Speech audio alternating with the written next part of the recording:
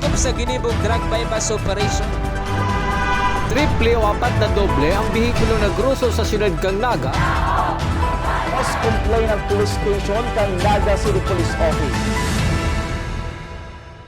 Newsbreak. Sa headlines kan mga barata, 5 barangay sa siyudad kang Naga babantayan kang COMELEC ngunya na barangay asing sangguniang kabataan eleksyon. Mga campaign posters na mayo sa common poster area babaklason. Criminology graduate arestado sa anti-drug bypass operation sa siyudad kang Naga. Lokal na gobyerno kang Naga, todo suporta sa contingent kang siyudad na nagbali sa Kasanggayahan Festival sa Sorsogon. Diyos marhay na hapon. Ako si Mark Mendoza. Asin ako, si Antoinette Eduardo. Kami ang sa indong tagapagatud, Bareta. Para masiguro na yaon sa tamang lugar ang mga campaign posters kan mga kandidato sa barangay asin sangguniang kabataan digdi sa siyudad ning Naga, ang mga barangay hall ang pinagtukdo kan COMELEC bilang common poster area. Aramon taman ang kompletong details kan sa report ni Antoinette Eduardo.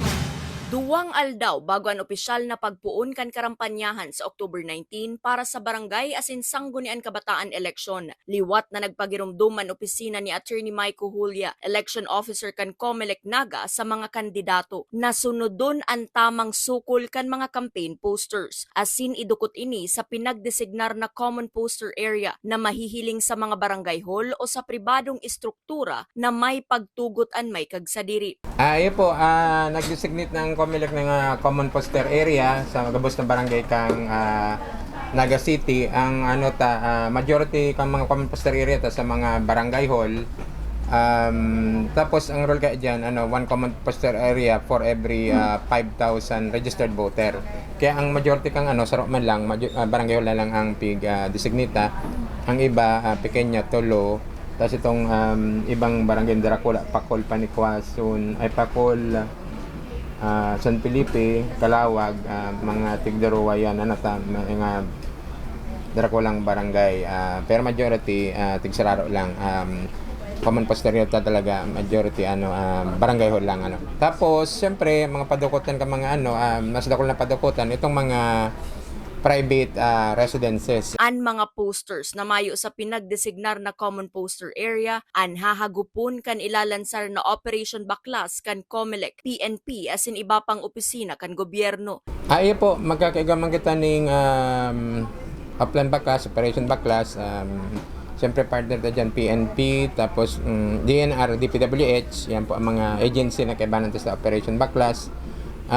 Siyempre mga tatanggalan siyempre mga oversize po. Kasuudma nag-arabutan naman ang mga election paraphernalias na gagamiton sa barangay election. Ini nakasaray ngunyan sa City Treasurer's Office kan Naga. Kasugma po nagabot na si Huring Batch itong last nakapuanta mga supplies Tapos si Balota po nagabot na po kasugma. Diyan sa Treasurer's Office po pigdara na si official ballot sa Treasurer's Office na. Kaya kung saan kompleto na si mga election paraphernalia balota, ballot boxes, kompleto na po nasa Treasurer's Office na. Kaya sabi nga all systems go na. Para sa One Media TV48 Naga, Antoinette Eduardo, Newsbreak.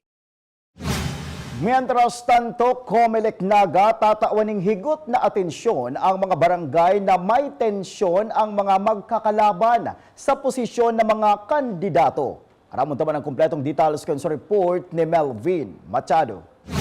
Matapos na ang pagsumiter kang Certificate of Candidacy kan mga kandidato sa barangay asin SK election, nagpo na magbarantayan ang mga magkakaribal sa posisyon sa barangay. Ang iba sa mga ini nagsaangating reklamo sa Commission on Election, huli kang premature campaigning subuot kang sa mga kapwa kandidato. Sa record kang COMELEC Naga, igwa ng 5 sa 27 barangay ang napadarahanin show cause order, mantang ang saro, subpina mismo. Pero mga 5 man itong pero ang ibang mga barangay lang, may mga naulit lang na complaint may mga pigreklamo sa iba-ibang act iba-ibang violation.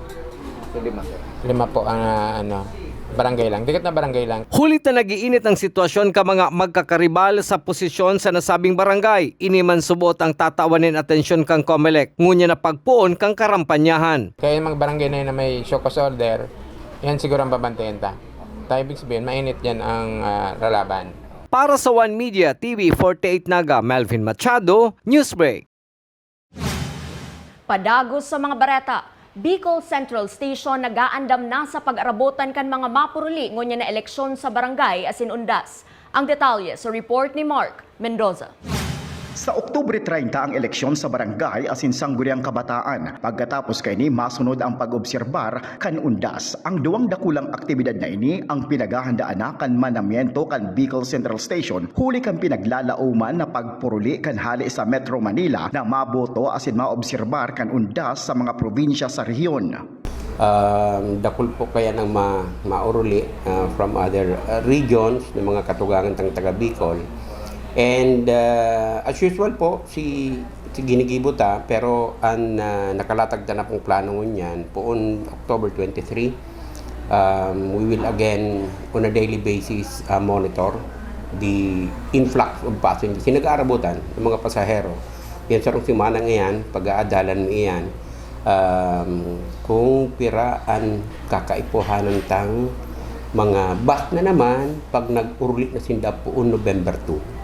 In kaso magkulang-kulang ang bus na mabiyahe, makakatabang ang special permit na hali sa LTFRB, mantang sasarigan giraray kan manamiento kan Bicol Central Station ang Naga City Police Office para sa seguridad kan terminal. Land Transportation Office man ang masitar sa mga kolorom na bihikulong pwedeng mag-aprovechar kan sitwasyon. Parehas lang po kan dati, si satuyang approach dyan, itong inabot na interagency, katuwang to sa LTFRB, lalo na kung may mga pangangaipo na request from the terminal na matawan ni pagkakataon itong satuyang mga provincial buses na maging katuwang o marilisan ng special permit kung sakaling magkulang-kulang ang satuyang mga buses, lalo na pa nag-urlian yan, makakatabang po sa tuyang mga provincial buses na igwang permit para magbiyahe going to NCR area. So, iyan pong sarong pinagkakaipuhanan tang tabang hali sa LTFRB. Puon pitsa 30 kan Oktubre, magiging halawig man ang bakasyon kan publiko huli kan eleksyon sa barangay asin undas. Mark Mendoza para sa One Media TV 48 Naga, Newsbreak. Sa iba pang bareta, kinumpirmar ni Mr. Roderick Reforzado na may epekto sa pagkaabala kan mga bus na hali sa luwas kan syudad ni Naga na naglalaog sa Bicol Central Station ang magabat na bulos kan trapiko puon sa boundary kan Naga asin Pili huli kan pagsasara kan Del Rosario Cararayan San Isidro Road.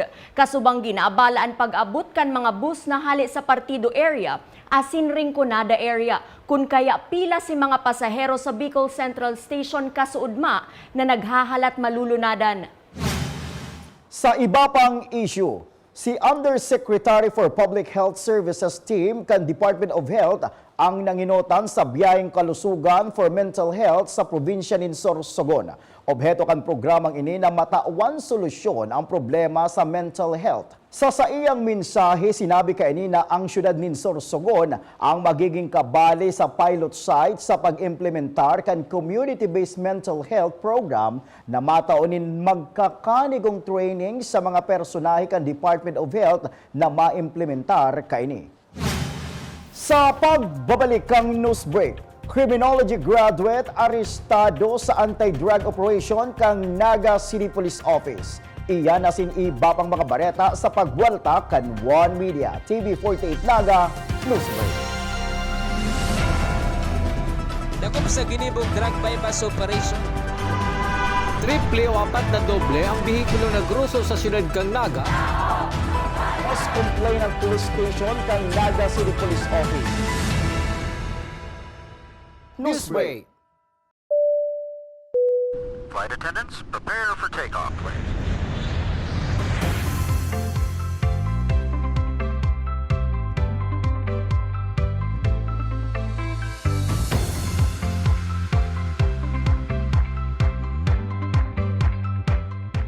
Slip life vest over your head.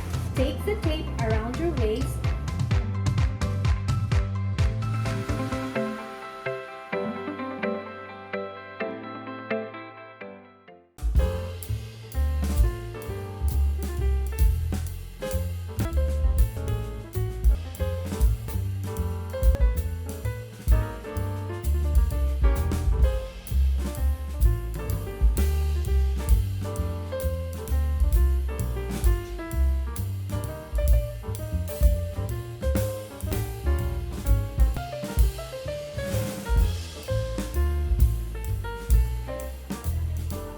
Life at home is better with Unlimited. Unlimited fiber all day, day, day. Unlimited entertainment all the way. Unlimited goals for the family. Unlimited care so the fams all Enjoy all these for just 1,399 pesos. have it all, have it all. Get the PLDT Home Fiber Unli All 1399 today.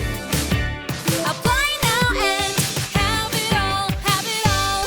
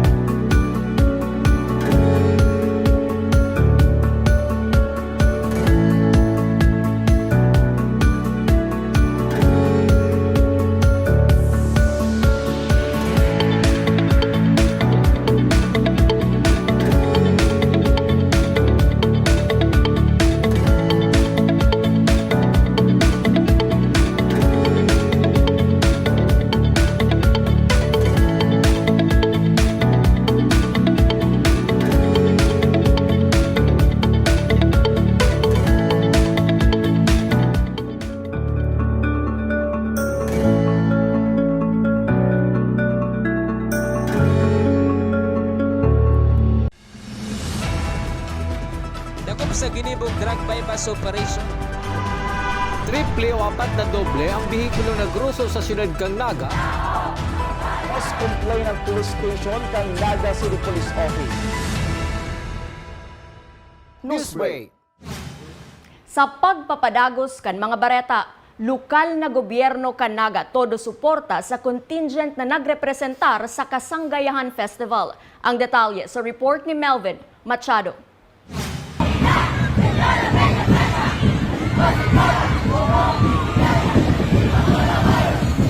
Ang grupong ininahali sa Camarines Sur National High School, iyo ang nagrepresentar sa siyudad kang Naga sa nagpapadagos na Kasanggayahan Festival duman sa probinsya kang Sorsogon. Buyadores Festival ang panlaban kan siyudad kang Naga. Bilang suporta, amay nagpasiring sa probinsya kang Sorsogon ang mga miyembros kang sangguniang panglungsod kang Naga sa pangingenot ni Vice Mayor Neni D. Asis. Iniman subot ang primerong pagkakataon na magbali sa kompetisyon ang lokal na gobyerno kang Naga sa paagi kang Buyadores Festival. Saro sa ikaibahan, iyo si City Councilor Jess Albios.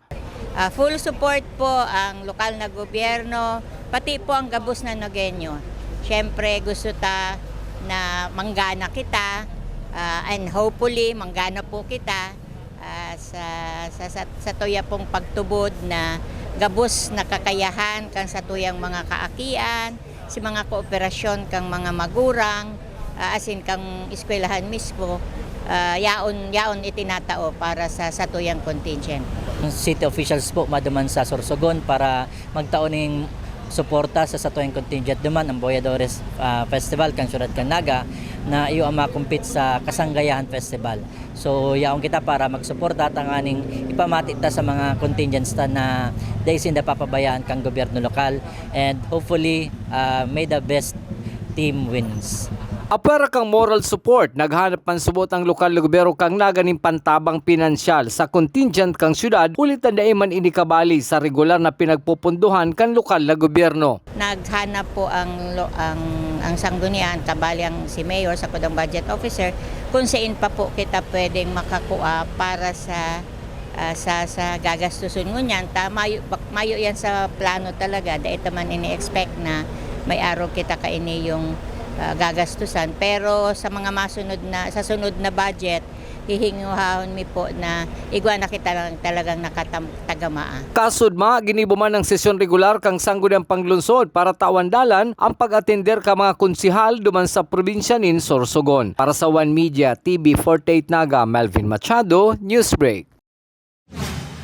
Mientras tanto, naglalaom si Vice Mayor Neni D. Asis kan sangguniang panglungsod kan siyudad ning Naga na iyo na ini ang kapinunan kan pagpartisipar kan lokal na gobyerno kang Naga sa mga darakulang event siring kan Kasanggayahan Festival duman sa Sorsogon. Ngunyan, challenge iniyo sa tuyang mga tiga-Naga na makipagpartisipar as in makipag-compete sa mga darakula man ng mga festival di sa Laog kang Bicol.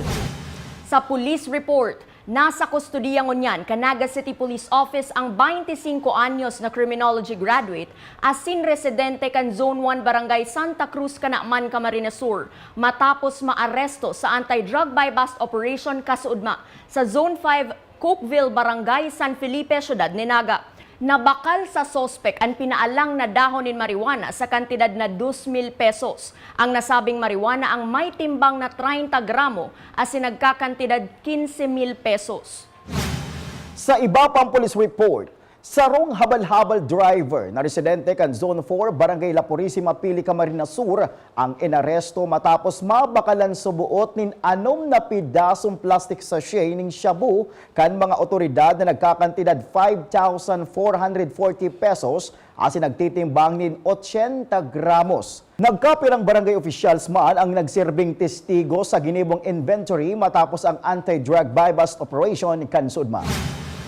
Asin yan ang mga bidang baretang nakalap kan mas pinakusog na puwersa kan One Media TV 48 Naga News and Bicol Affairs. Dahil malingom na i-follow ang samoyang official Facebook fan page One Media TV 48 Naga. Ako po si Mark Mendoza. Padagos kaming mahatod din mga baretang garantisadong nangingenot asin napapanahon. I-hit ang subscribe button sa samuyang official YouTube channel, One Media TV 48 Naga, tanganing updated kita sa mga bareta asin istoryang bida. An Bicolano. Ako si Antoinette Eduardo asin ini an One Media TV 48 Naga Newsbreak. Dako sa ginibong drug buy-bust operation. Triple o 4 na doble ang bihikulo na gruso sa siyudad kang Naga. Mas complain ng police station kang Naga City Police Office. Newsbreak.